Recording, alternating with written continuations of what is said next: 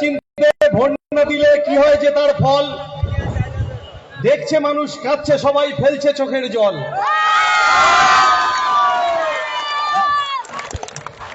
বেলা গেল সন্ধ্যা এলো, বেলা গেল সন্ধ্যা হলো, রাত পোহালেই ভোর। রাজা আর মন্টু গাজী বাপ বেটাতেই চোর। বেলা গেল সন্ধ্যা হলো, রাত পোহালেই ভোর।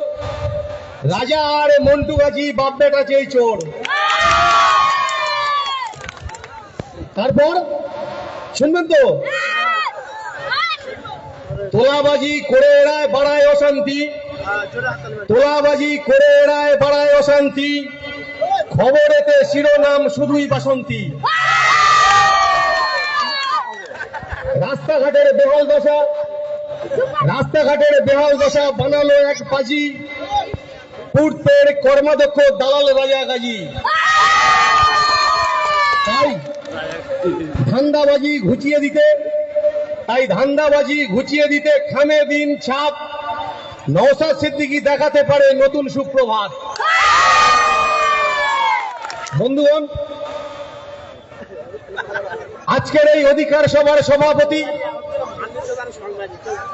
মঞ্চে উপস্থিত ইন্ডিয়ান সেকুলার ফ্রন্টের দক্ষিণ 24 পরগনার জেলা সভাপতি জনাব আব্দুল মালিক সাহেব, মঞ্চে উপস্থিত বাসন্তী বিধানসভার নেতৃত্ববৃন্দ, তৎসহ মঞ্চের সামনে আগত আইএসএফ এর সৈনিকবৃন্দ,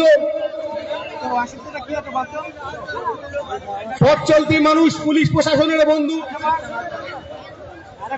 এবং যারা তৃণমূলের কিছু বন্ধু আড়ি পেতে আছেন, তাদেরকে ইন্ডিয়ান সেকুলার ফ্রন্টের পক্ষ থেকে নমস্কার, সালাম, ভালোবাসা, আদাব জানিয়ে অধিকার সভার সম্পর্কে দু এক কথা বলবো। সভা বক্তব্য শুরু করার আগে রাস্তার উপরে যে সমস্ত কর্মী সমর্থক দাঁড়িয়ে আছেন, আপনারা যদি আইএসএফ এর কর্মী সমর্থক হয়ে থাকেন, তাহলে আপনারা অবিলম্বে আমাদের মঞ্চের সামনে এসে আপনাদের আসন সংগ্রহ করবেন। আর যদি বলেন রাজা গাজী, মন্টু গাজী আপনাকে পাঠিয়েছে, তাহলে আপনারা ওখানে দাঁড়িয়ে থাকুন, আমাদের কিছু বলা বক্তব্য নেই। যাই হোক, বর্তমানে আপনারা যে বিড়ম্বনায় পড়েছেন, যে সমস্যার সম্মুখীন হয়েছেন, সমস্যাটার নাম হচ্ছে এসআইআর। শুনতে পাচ্ছেন তো সবাই? ভলান্টিয়ার যারা গলায় ফিতে বেঁধে ঘুরপাক খাচ্ছেন, তাদের আমি হাত জোর করে অনুরোধ করছি, বাসের এই পারে গিয়ে লোকগুলোকে বসানোর ব্যবস্থা করুন। আমি যার যার গলায় ফিতে আর ব্যাস দেখতে পাচ্ছি, সবাইকে অনুরোধ করবো আপনারা এদিকে চলে যান, বাসের এদিকে চলে যান, এখানে কেউ থাকবেন না। এই শুধু চেহারা দেখানোর জন্য এখানে আপনার দাঁড়িয়ে আছে সব। আমি সবাইকে হাত জোর করে অনুরোধ করছি, চলে যান। সবাইকে বসার জন্য বলুন, অনুরোধ করুন বসার জন্য। সবাইকে বলুন, একবার করে হাত ধরে বলুন বসার জন্য। বসবে, নিশ্চয়ই বসবে। আমাদের ভাইয়েরা যারা এখানে এসছে সভাটাকে শান্তিপূর্ণভাবে করার জন্য নিশ্চয়ই সহযোগিতা করবে। তারা অনেক দূর দূর থেকে এসছে। যারা রাস্তায় দাঁড়িয়ে আছে, আমি সবার কাছে অনুরোধ করছি, আপনারা মাঠে নেমে আসুন। ভাইজান তাড়াতাড়ি ঢুকবে, রাস্তায় জাম থাকলে হবে না। আমি সবার কাছে অনুরোধ করছি, আপনারা মাঠে নেমে আসুন। যারা রাস্তায় আছেন, ভলেন্টিয়ারদের বলবো, আপনারা সবাইকে অনুরোধ করে নামান, অনুরোধ করে নামান। কাউকে কড়া ভাষায় কথা বলবেন না। ভলেন্টিয়াররা নিজেদের দায়িত্ব পালন করুন। যে কথা বলছিলাম, আপনারা যদি মনোযোগ সহকারে না শোনেন, তাহলে কিন্তু ওই 500 টাকার মতো আপনাদের বিক্রি হতে হবে সারা জীবন। একটু আপনারা ধৈর্য ধরে বসুন। আমরা যারা এসছি অনেক দূর থেকে, আপনাদের কাছে কিছু বলবো, দলের পক্ষ থেকে আপনারা শুনবেন, এটাই তো কাম্য। হ্যালো, স্বেচ্ছাসেবক ভাইদের কাছে অনুরোধ, আপনারা ব্যাচ ফেলে শুধু বললে হবে না, আপনারা দায়িত্ব নিয়ে একটু বসার ব্যবস্থা করে নেন, শান্ত পরিবেশটাকে শান্ত করুন। হ্যালো, বর্তমানে আপনারা যে সমস্যার সম্মুখীন হয়েছেন, সেই বিড়ম্বনার নাম হচ্ছে এসআইআর। এসআইআর এর ফুল ফর্ম কি? স্পেশাল ইন্টেনসিভ রিভিশন, যার বাংলা অর্থ হচ্ছে বিশেষ সংশোধনী নিবিড়। সেই এসআইআর এর নাম করে কেন্দ্রের বিজেপি সরকার এবং নির্বাচন কমিশন সম্পূর্ণ যোগসাজশ করে বেছে বেছে মুসলিম অধ্যুষিত বুথগুলিতে হেয়ারিং এর নামে নোটিশ পাঠাচ্ছে। কবে নোটিশ পাঠাচ্ছে? 27 তারিখ হেয়ারিং এর জন্য ডেট আছে। যারা তৃণমূলের চামচা বিএলও আছে তাদের দিয়ে এই মন্টু গাজী রাজা গাজীরা 27 তারিখটা কেটে 21 তারিখ দিয়ে আবার নোটিশ পাঠাচ্ছে। কেন 21 তারিখ পাঠাচ্ছে? ওরা জানে 21 তারিখে শহীদ মিনারে কলকাতা ইতিহাস হতে চলেছে, সেই ইতিহাসটা বানচাল করার জন্য ওরা 21 তারিখে হিয়ারিং এর জন্য ডেট ধার্য রেখে সমন জারি করছে, নোটিশ দিচ্ছে। তো বন্ধু, আপনাদের এই চক্রান্ত কোনোদিন স্বার্থ পূরণ হবে না। কেন? আমাদের নেতার নাম নওশাদ সিদ্দিকী, আর আপনারা যাদের নেতৃত্বে রাজনীতি করছেন তারা যে যত বড় মাতব্বর সে তত বড় চোর। এই দলে একটা ভদ্রলোক নেই। যখন 2011 সালে দলটা ক্ষমতায় আসে তখন বেশ কিছু ভদ্রলোক এই দলে ছিল। আমরা যারা তখন কলেজে পড়তাম আমরা শুনেছিলাম যে 98 সালে যখন তৃণমূল কংগ্রেস দলটা তৈরি হলো, সেই দল তৈরি হওয়ার 84 দিনের মাথায় প্রথম তৃণমূল কংগ্রেস নির্বাচনে অংশগ্রহণ করে। সেই নির্বাচনে তৃণমূল কংগ্রেস 7টা সিট জিতেছিল। আপনারা হয়তো অনেকে জানেন না, তাদের মধ্যে কিছু ভদ্রলোক ছিল। তো তৃণমূলের যারা বন্ধু আছে তারা কেউ বলতে পারবে না সেই 7টা এমপির নাম কারা, কারণ তারা এসব পড়াশোনা করে না, তারা চুরি করতে ব্যস্ত। যদি তৃণমূলের বন্ধু কেউ থেকে থাকে আপনারা শুনেনি সেই 7টা এমপির নাম আমি আপনাদের বলে যাই। আমরা ক্ষমতা দখল করার জন্য রাজনীতিতে আসিনি, মানুষের ন্যায্য অধিকার বুঝিয়ে দেওয়ার জন্য আজকে আমরা রাজনীতির ময়দানে। আমি একজন আইনজীবী, ডায়মন্ড হারবার ডিস্ট্রিক্ট কোর্টে প্র্যাকটিস করি। ডায়মন্ড হারবারে আমরা 11 বছর ভোট দিতে পারিনি।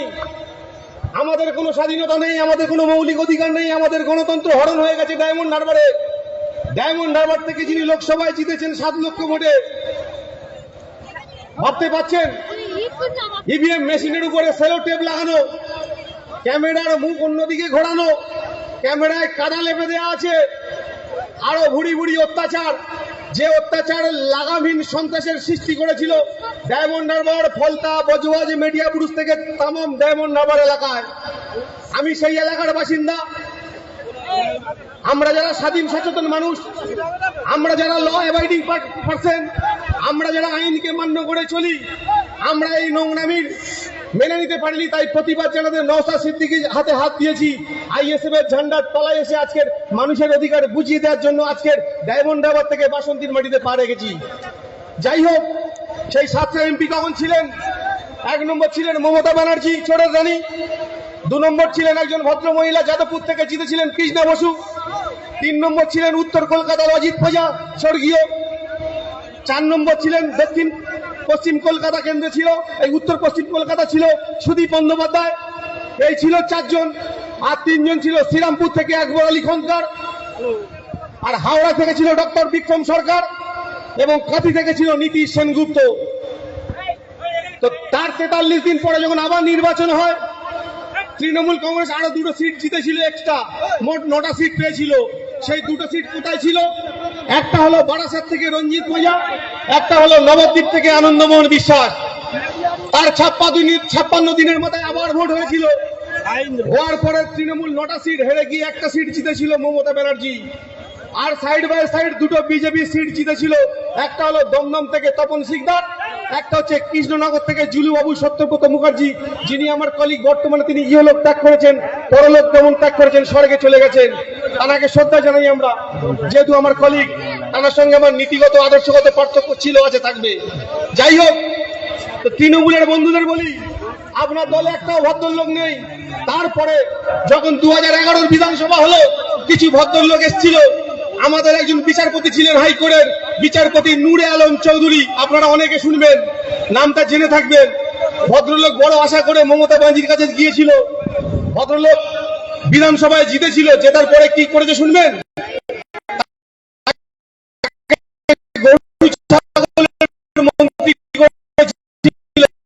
হাঁস মুরগির মন্ত্রী, যেটাকে বলা হয় প্রাণী সম্পদ বিকাশ দপ্তরের মন্ত্রী। হাঁস মুরগির মন্ত্রী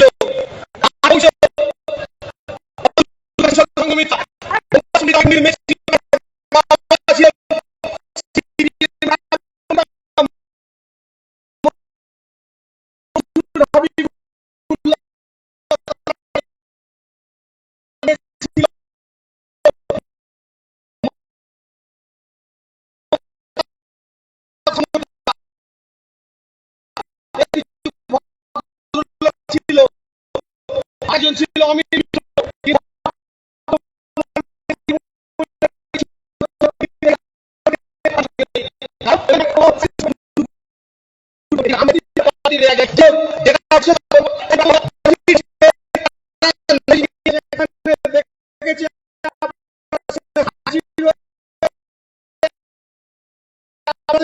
যে ডকুমেন্টস গুলো ছিল আপনারা সেগুলো ছিল কাকা কাকিমা যাদের নাম ছিল সেই ভোটার লিস্টের অবশ্যই আপনারা নিয়ে যাবেন। সাথে নিয়ে যাবেন কি ভোটার কার্ড, আধার কার্ড, জন্ম সার্টিফিকেট, স্কুল সার্টিফিকেট। সবার কি করতে দেবে? সুপ্রিম কোর্টে করেছে আর নির্বাচন কমিশন মোদির সাথে কথা বলছে বলে আধার কার্ড চলবে না, আধার কার্ড নয় কোনো প্রমাণ হয়। মানে সুপ্রিম কোর্ট আমরা এসেছি, আমরা নরেন্দ্র মোদীকে বলতে চাই, বন্ধু আপনি আজ এত বছর ক্ষমতায় এসেছেন, আপনি পৃথিবীর মধ্যে সব থেকে মিথ্যাবাদী লোক হচ্ছে তার নাম নরেন্দ্র দামোদর মোদী। কেন বলেন তো? কেন মিথ্যাবাদী বলছি? আমরা যদি ভুল বলি আমাদের মামলা হবে, আমার নামে নোটিশ ইস্যু হবে, আমরা কিন্তু আমাদের নামে 40 মামলা জুড়ে ওই মামলার থোয়ার কে আগে না। যাই হোক, নরেন্দ্র মোদী কেন মিথ্যাবাদী আপনাকে বলি। প্রথম যখন ক্ষমতা এলো উনি বলেছিলেন কি 2 লক্ষ বেকারের চাকরি দেব, ভাষণ দিতে হয়েছে চাকরি? বলতে পারবেন আপনারা? বলতে পারবেন না, চাকরি হয়নি। তারপরে মা বোনদের কি বললো? যে আপনারা ব্যাংকে অ্যাকাউন্ট করুন, অ্যাকাউন্ট করার পরে সকালবেলা গিয়ে ব্যাংকের বইটা আপনারা আপডেট করে দেখবেন 15 লক্ষ টাকা প্রত্যেকের অ্যাকাউন্টে ঢুকিয়ে দেওয়া হবে। আজও পর্যন্ত কোনো মা বোন বলতে পারবে না নরেন্দ্র মোদী কোনো কারোর অ্যাকাউন্টে 15 লক্ষ টাকা ঢুকিয়েছে। এই যে ভাওতাবাজি নরেন্দ্র মোদী শুরু করেছে আর তাকে পক্ষান্তরে সাপোর্ট করে যাচ্ছে আমাদের এই দল তৃণমূল কংগ্রেস। যাই হোক, আর কি হলো? নরেন্দ্র মোদী যখন ক্ষমতায় এলো তখন পেট্রোলের দাম ছিল 70 টাকা, আজ হয়েছে 110 টাকা। তখন ডিজেল ছিল 60 টাকা, আজ হয়েছে 160 টাকা। তখন রান্নার গ্যাস ছিল 340 টাকা, আজ প্রায় 1000 ছুঁই। প্রতিবাদ করার মতো কেউ নেই। প্রতিবাদ করছে একজন, নওশাদ সিদ্দিকী। তাই আমি বাসন্তীর মানুষের কাছে বলবো, আপনারা নওশাদ সিদ্দিকীর হাত শক্ত করার জন্য সামনে বিধানসভা নির্বাচনে এই বাসন্তী থেকে আরেকজন নওশাদ সিদ্দিকী আপনারা উপহার দেবেন। তার সাথে বেশি বেশি করে মানুষ আইএসএফ এর ঝান্ডার তলায় এসে নওশাদ সিদ্দিকীর হাত শক্ত করবেন। সামনে 21শে জানুয়ারি নওশাদ সিদ্দিকীর হাত মজবুত করবেন। নওশাদ সিদ্দিকীর আবেগকে মর্যাদা জানানোর জন্য আমরা বাসন্তী থেকে দলে যাবেন। এই আহ্বান রেখে সবাইকে আমার প্রীতি নমস্কার, সালাম, ভালোবাসা, আদাব জানিয়ে আমি আমার ক্ষুদ্র বক্তব্য শেষ করলাম। ইনকলাব জিন্দাবাদ, ইন্ডিয়ান সেকুলার ফ্রন্ট জিন্দাবাদ, আমার নেতা আপনার নেতা নওশাদ সিদ্দিকী জিন্দাবাদ। হ্যালো, ধন্যবাদ। আমাদের জেলার সহসভাপতি মাননীয় শাহাদাত শাহ অ্যাডভোকেট, অনেক ধন্যবাদ জানাচ্ছি। বহু মূল্যবান কথা আপনাদের সামনে রেখেছে। এখন আমাদের মধ্যে উপস্থিত হয়েছে রামচন্দ্রখালী অঞ্চল জামাল পৈলান। উনি আজকে প্রচুর সমর্থকদের নিয়ে উপস্থিত হয়েছে। তাকে আমরা অনুরোধ করছি ডায়াসে আসার জন্য। জামাল পৈলান,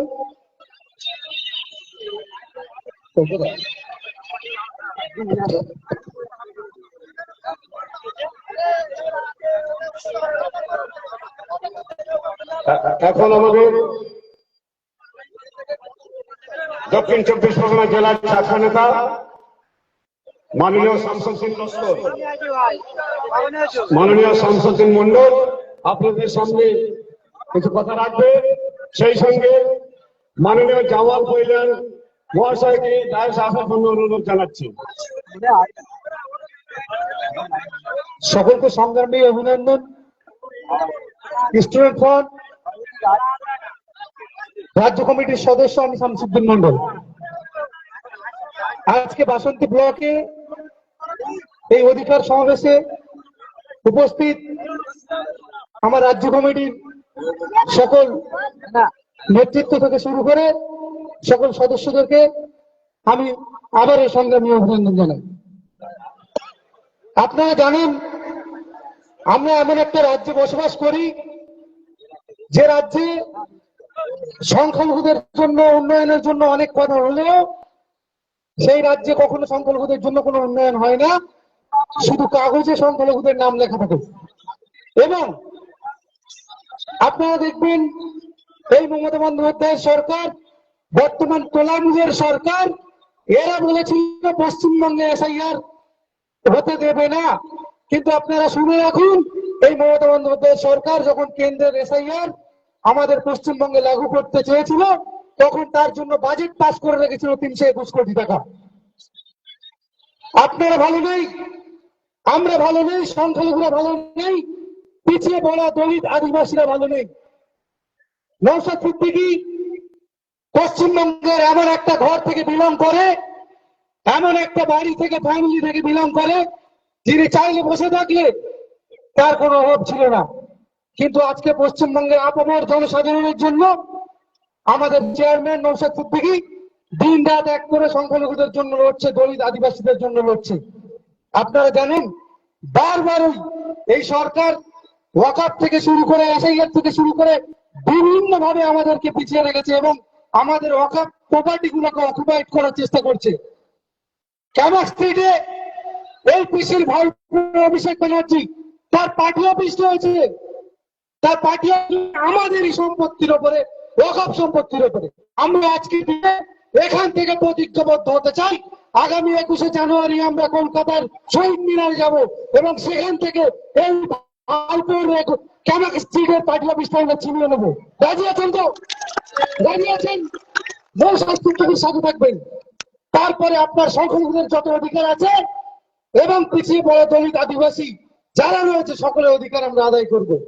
আপনারা জানেন এই অধিকার বা আজাদি কোনো চেয়ে পাওয়া যায় না, ছিনিয়ে নিতে হয়। প্রিয়াকে আমার কেড়েছিস তোরা, ভেঙেছিস ঘর বাড়ি, সে কথা কি আমি জীবনে মরণে কখনো ভুলতে পারি? আমরা আগামী 26শে জবাব দেব, মমতা বন্দ্যোপাধ্যায়কে জবাব দেব, কড়াই গন্ডায় জবাব দেব। এই বাসন্তীর মাটি বিপ্লবের মাটি, মাটি চেতনার মাটি, এই মাটি থেকে আওয়াজ উঠবে। মমতা বন্দ্যোপাধ্যায় নবান্নকে ধন্যবাদ জানাই। আপনারা সাথে থাকবেন এবং বাসন্তী ব্লক সকল নেতৃত্বের সাথে থাকবেন। সকলকে আবারও সংগ্রামী অভিনন্দন দিয়ে আমি আমার সংক্ষিপ্ত কথা শেষ করছি। ধন্যবাদ। ধন্যবাদ ধন্যবাদ আমাদের ছাত্র নেতা মাননীয় শামসুদ্দিন মন্ডল মহাশয়কে। এখন আপনাদের সামনে বক্তব্য রাখবেন, যেহেতু সময় সংক্ষেপ সেই জন্য আমরা অন্যান্য কর্মসূচি করতে পারছি না, তবু এখন বক্তব্য রাখবেন জয়নগর বিধানসভার অবজারভার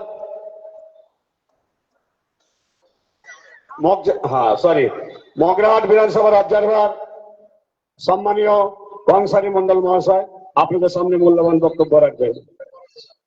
আর এই বক্তার পরেই আমাদের বিভিন্ন অঞ্চল থেকে আগত যারা দলে জয়েনিং করার উদ্দেশ্যে এসছেন তাদের অনুষ্ঠানটি এই বক্তার পরেই হবে। আপনারা রেডি হয়ে থাকবেন এবং যারা নতুন এসছেন তারা প্রত্যেকে ডায়াসের ডান দিকে যে ফাঁকাটা আছে ওই ফাঁকা থেকে হাত তুলবেন।